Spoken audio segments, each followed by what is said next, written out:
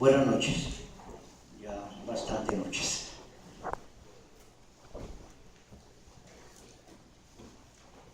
Hacía memoria de alguna oportunidad cuando era joven, es decir, hace ya bastante rato. Tuve la oportunidad de hablar por primera vez en un foro fuera de mi país y fue exactamente en el Ecuador. Por ello, cada vez que retorno al Ecuador, siento una sensación inmensa de satisfacción y de agradecimiento. En esa primera oportunidad, que fue por allá por los años de 1980, dos muy importantes juristas ecuatorianos nos habían invitado: Efraín Torres Chávez y Jorge Zavala Vaquerizo. Ambos tomaron ya la vida del más allá. Los evoco con inmenso cariño y si mi charla tiene algún mérito, la dedico a la memoria de Jorge Zavala Vaquerizo.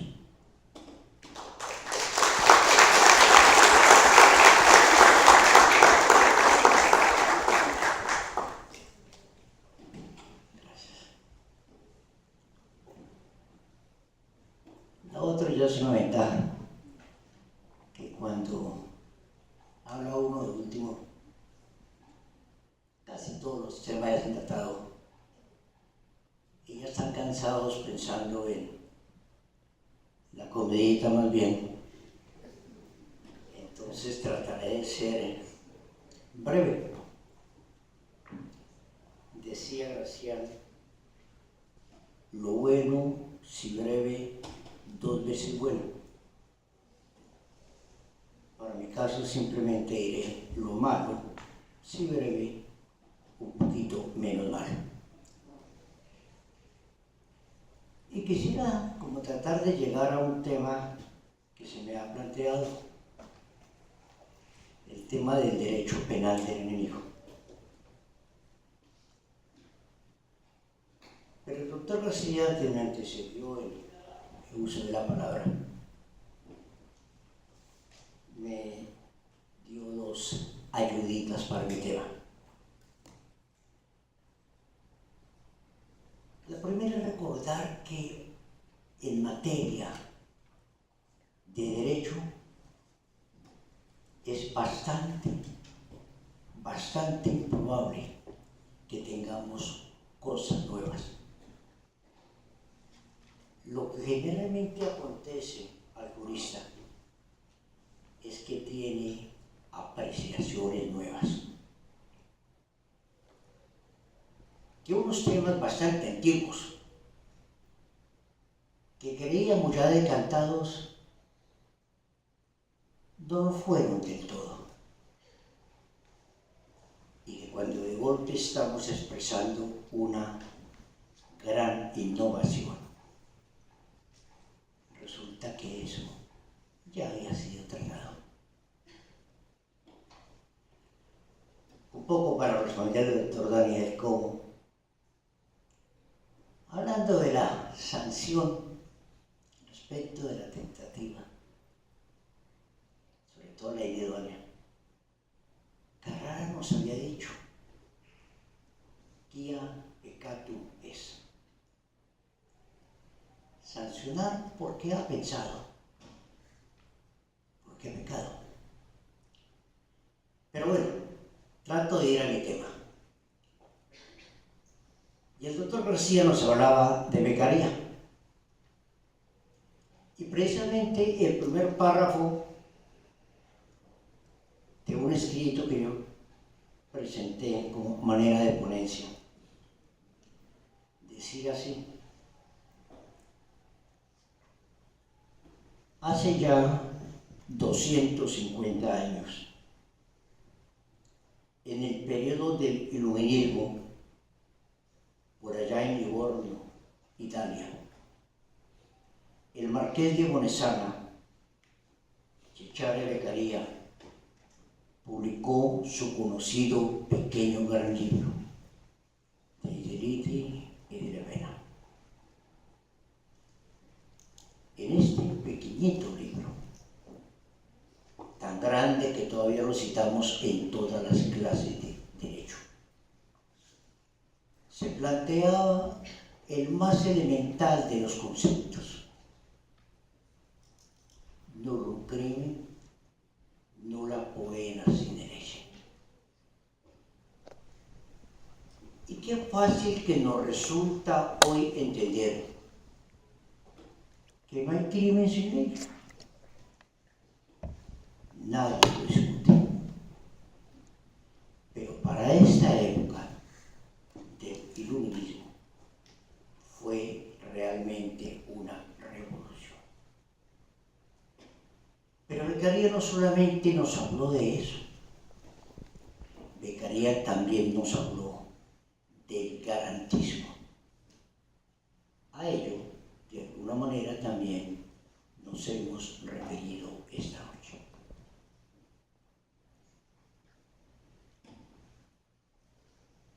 ¿Y qué pensamientos los de Beccaria, tan totalmente diversos a unos que por ahí nos están dando vueltas y que se llaman derecho penal del enemigo o justicia política?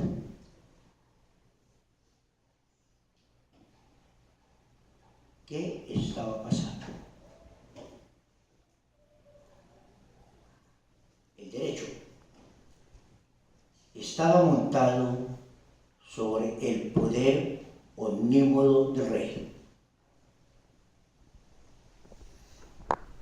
Toda la juridicidad era la voluntad del soberano. Toda la razón de ser del derecho, lo que hoy llamamos tipicidad, antijuridicidad, culpabilidad, y agreguémosle imputabilidad y punibilidad, todas esas categorías dogmáticas estaban cifradas en el gobernante. A punto que un tal Luis XIV por allá ante el Parlamento en París decía: el Estado soy yo.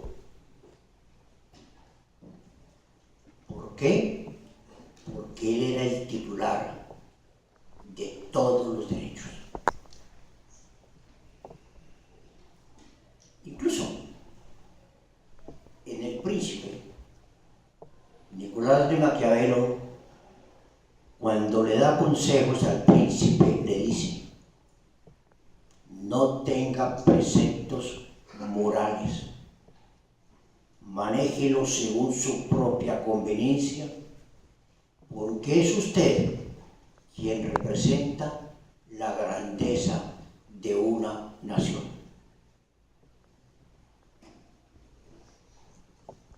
En esa conformación, en donde la voluntad omnímoda pertenece a alguien, van a surgir, sin embargo, movimientos permanentes que terminarán siendo luchas por la igualdad y por la emancipación. Recordemos 3 o 4. La Declaración de Derechos en Inglaterra, cuando el Parlamento le pone cortapisas al rey Jacobo para decirle cómo debe él gobernar si es que quiere cumplir con su aspiración de llegar al reinado. Bill O'Reilly, por allá, 1742. Unos años después, porque eso quedó sonando, gustó. Y a alguna parte llegaron los ecos de este pronunciamiento, eso que era inaudito, como que el Parlamento le fijó pautas al rey, como que el rey admitió que habían ciertos derechos ciudadanos que él iba a respetar. Se iban a presentar en otros Bill of Rights, en otras declaración de derecho, la correspondiente al estado de Virginia, que sella la independencia de los Estados Unidos de América. Pero esta declaración fue mucho más de avanzada. Esta declaración empezó a hablar de una serie de cosas que las monarquías, que los absolutistas no podían ni siquiera concebir. Habló, por ejemplo, de una palabra nueva que se llama Constitución. Y desde esta época, años antes incluso de la Revolución Francesa, el constitucionalismo empieza a abrirse paso.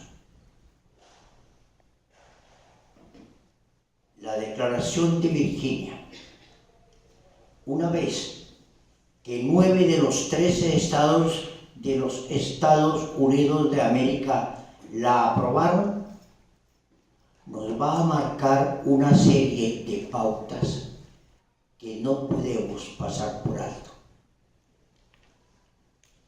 Es la primera vez que en el mundo se impone el poder popular para la señalización de las conductas políticas a seguir. Es entonces el primer ejercicio del pueblo como constituyente primario.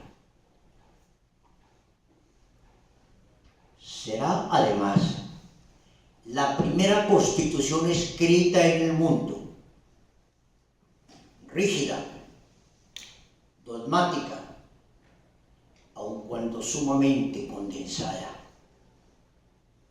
Apenas 7 artículos que aún prevalecen y que solo logran modificación a través de las enmiendas.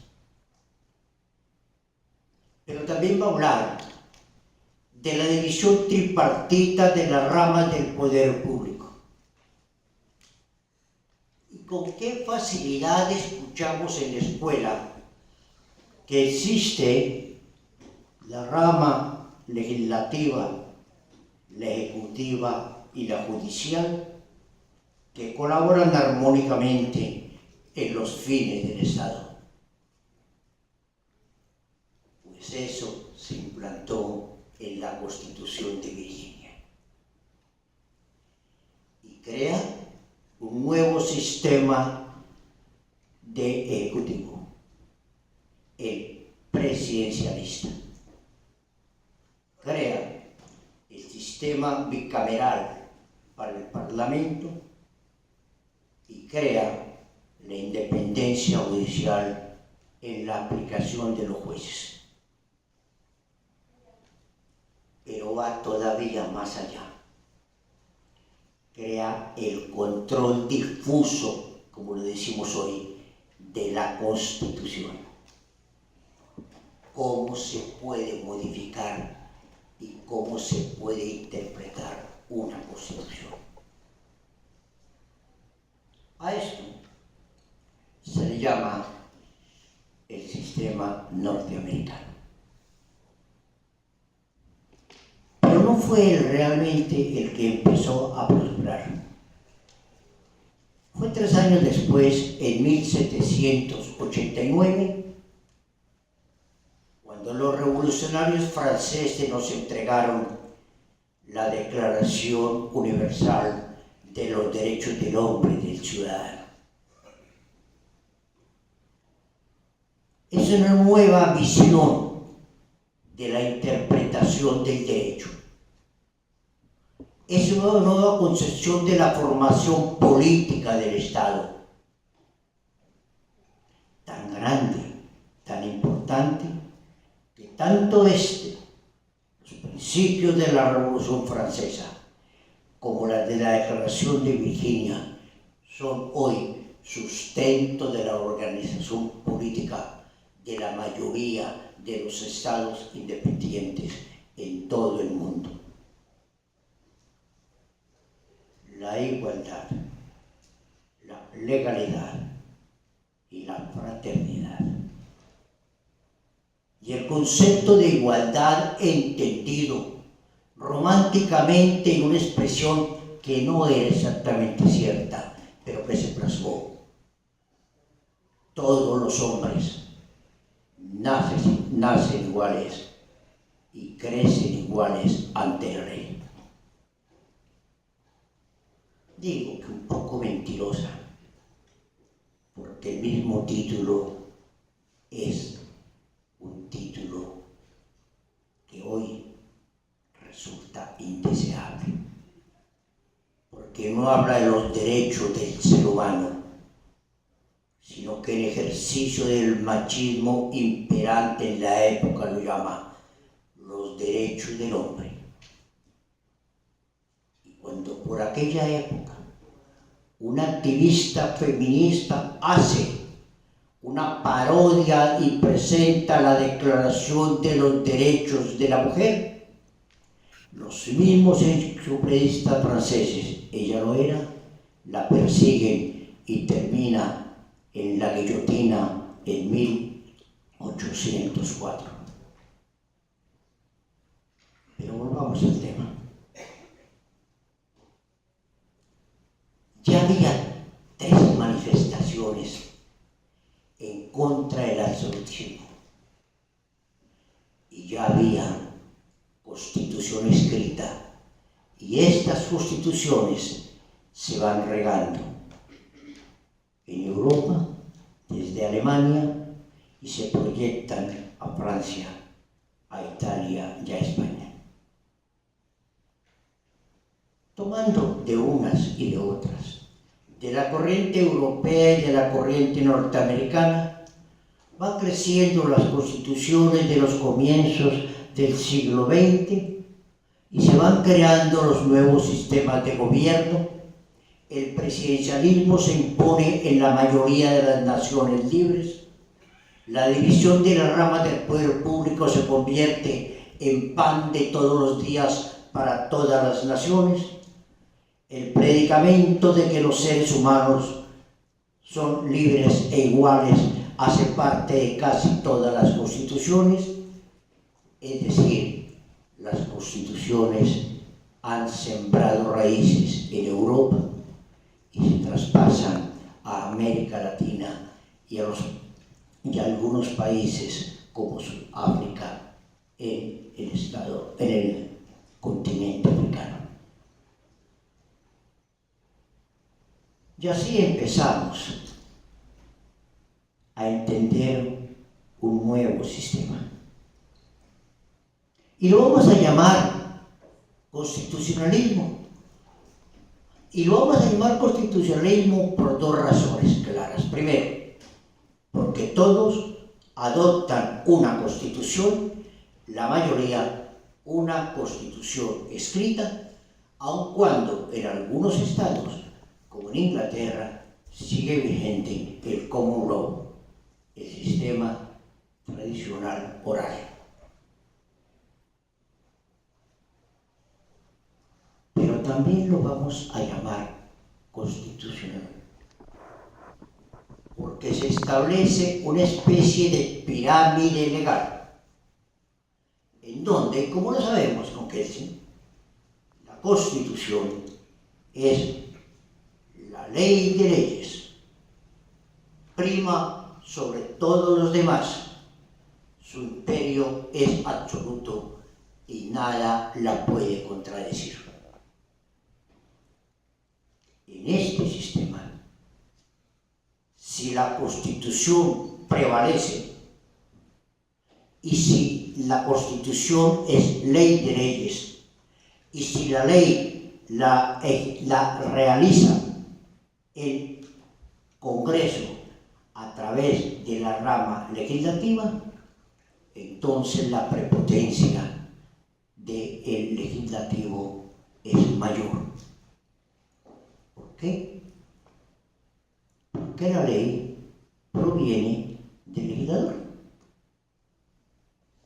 Apunto que durante muchos siglos, durante muchas décadas, en Francia, la interpretación judicial no la pueden hacer los jueces, sino el legislador. Porque si es el legislador quien hace la ley, lo consecuente en el sistema era que quien la interpretara fuera también quien la había elaborado.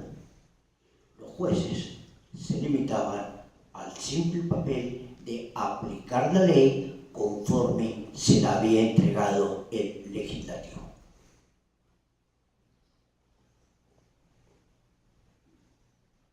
Funcionó bien el tema durante mucho tiempo también. Pero los acontecimientos que van sucediéndose en el mundo hacen que a veces nos pellizquemos y sintamos que hay cosas que no están funcionando bien y que es necesario asumir nuevas concepciones.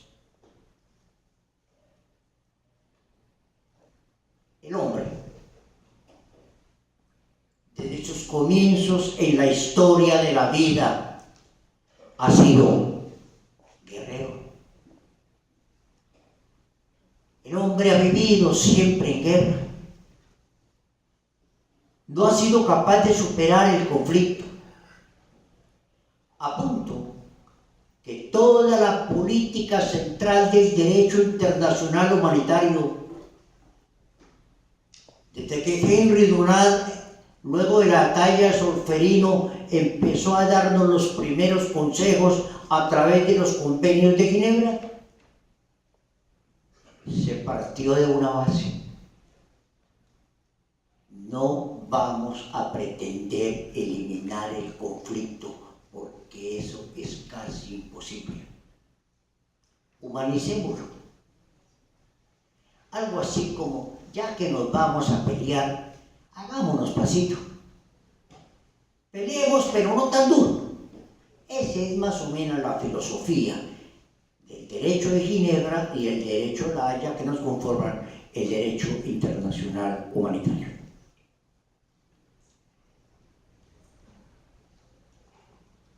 En la concepción cristiana de la creación del mundo, se nos dice que el hombre es creado por Dios, crea al hombre, crea a la mujer,